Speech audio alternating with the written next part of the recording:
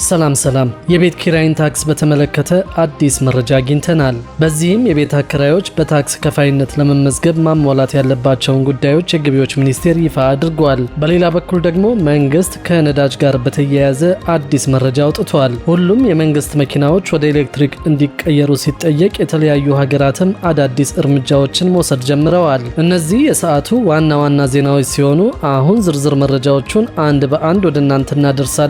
እስከ መጨረሻው አብራችሁን ቆዩ።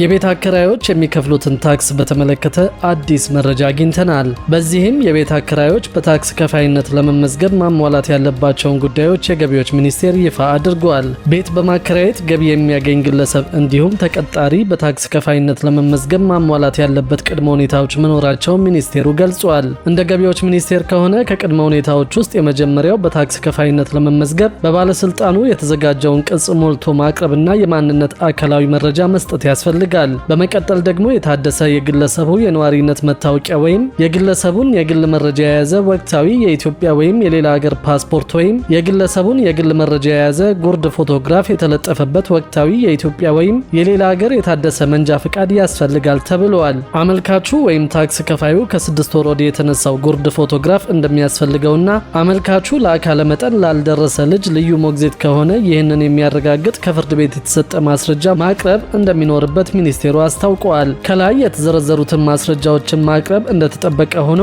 ቤት በማከራየት ገቢ የሚያገኝ ግለሰብ የቤቱ ባለቤት ከሆነ የቤቱን ካርታ ወይም የተከራይ አከራይ ከሆነ ደግሞ ቤቱን የተከራየበትን ውል ማቅረብ ይኖርበታል ተብሏል። አከራዮች እነዚህን ቅድመ መስፈርቶች በማሟላት በታክስ ከፋይነት መመዝገብ እንዳለባቸው የገቢዎች ሚኒስቴር ነው ይፋ ያደረገው። ለኪራይ ቤት የሚከፈለውን የግብር መጠን በተመለከተ ሚኒስቴሩ የግብር ምጣኔዎችንና ተቀናናሽ የሚደረጉ ወጪዎችን አሳውቋል። በመንግስት አሰራር መሰረት የቤት አከራዮች እስከ 35 በመቶ ድረስ ግብር የሚከፍሉ ይሆናል። አመታዊ የኪራይ ገቢያቸው እስከ 24000 ብር የሆነ አከራዮች ምንም አይነት ግብር አይከፍሉም ተብሏል። አመታዊ ኪራያቸው ከ24001 ብር እስከ 48000 ብር የሆኑ አከራዮች ደግሞ 15 በመቶ ግብር እንደሚከፍሉ ታውቋል። እነዚህ ግብር ከፋዮች 3600 ብር ተቀናሽ እንዳላቸው ገቢዎች ሚኒስቴር ይፋ አድርጓል። አመታዊ ኪራያቸው ከ48001 ብር እስከ 84000 ብር የሆኑ አከራዮች በበኩላቸው 20 በመቶ ግብር የሚከፍሉ ይሆናል። እነዚህ ግብር ከፋዮች 6000 ብር ተቀናሽ እንዳላቸው ገቢዎች ሚኒስቴር ይፋ አድርጓል።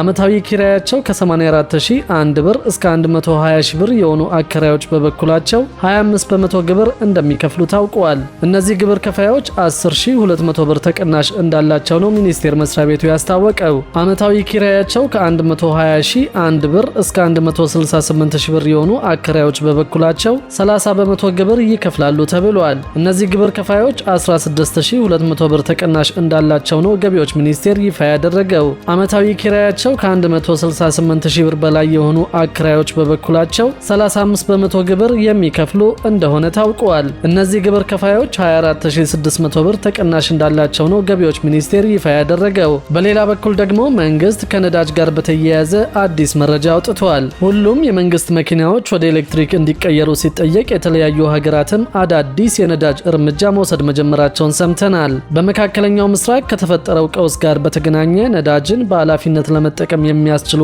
አሰራሮች በአግባቡ እንዲተገበሩ የትራንስፖርትና ሎጂስቲክስ ሚኒስቴር ነው ያሳሰበው። በዚህም የኤሌክትሪክ መኪናዎችንና የህዝብ ትራንስፖርት አገልግሎቶችን በአግባቡ መጠቀም፣ የአነዳድ ባህል ለውጥ ማድረግ እንዲሁም ለጥራት ቁጥጥርና የአካባቢ ጥበቃ ትኩረት መስጠት እንደሚገባ የትራንስፖርትና ሎጂስቲክስ ሚኒስቴር አስታውቋል። ሚኒስቴሩ ባወጣው መግለጫ ወቅታዊውን ዓለም አቀፍ ጫና ለመቋቋምና የሀገርን ኢኮኖሚ በዘላቂነት ለመታደግ በሁሉም የህብረተሰብ ክፍሎች በመንግስትና በግል ተቋማት ተግባራዊ መደረግ ያለባቸውን አሰራሮች አመላክቷል።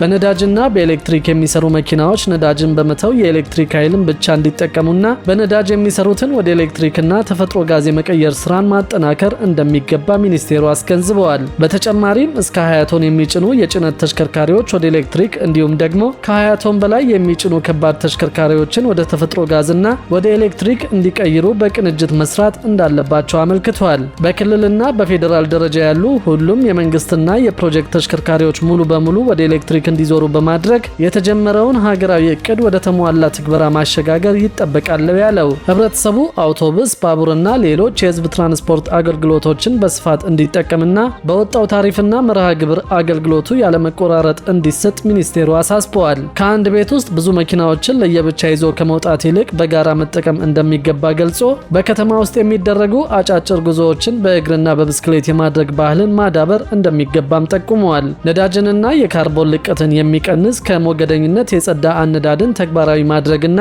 ወቅታዊ የመኪና ጥገናን ማጠናከር እንዲሁም ኦሪጂናል መለዋወጫዎችን መጠቀም አስፈላጊ መሆኑንም ነው ሚኒስቴሩ የገለጸው። የጭስ ልኬት መመሪያን በተሟላ ሁኔታ መተግበርና ሁሉም ተሽከርካሪዎች በኢትዮጵያ ስታንዳርድ የጸደቁ የነዳጅና የጭስ መቆጣጠሪያ ቴክኖሎጂዎችን መጠቀም እንዳለባቸው አስገንዝበዋል። የቀረበው ሀገራዊ ጥሪ የሀገርን የውጭ ምንዛሪ ለማዳን የአካባቢ ብክለትን ለመቀነስና ዜጎች በዓለም አቀፍ የነዳጅ ዋጋ መዋዠቅ እንዳይጎዱ ለማድረግ የታለመ መሆኑንም ሚኒስቴሩ በመግለጫው አመልክተዋል። ከዚህ ጎን ለጎንም የተለያዩ ሀገራት ነዳጅን ለመቆጠብ የስራ ቀናትን ከመቀነስ አንስቶ የተለያዩ እርምጃዎችን መውሰድ መጀመራቸውን አሳውቀዋል። እስያዊቷ ሀገር ስሪላንካ በኢራን ጦርነት ምክንያት ሊፈጠር የሚችል የነዳጅ እጥረትን ለመቋቋም በየሳምንቱ ረቡዕ ዕለት እንደ ህዝብ በዓል ተቆጥሮ የመንግስት መስሪያ ቤቶች እንዲዘጉ ወስናለች። ሞተር ሳይክል አሽከርካሪዎችን ምን ያህል ነዳጅ መግዛት እንደሚችሉ የሚወስን የራሽን ካርድ እንዲይዙ መደረጉ ታውቋል። የስሪላንካው ፕሬዝዳንት አኑራ ኩማራ በአስቸኳይ በተደረገ ስብሰባ ላይ ለከፋው ነገር መዘጋጀት አለብን፣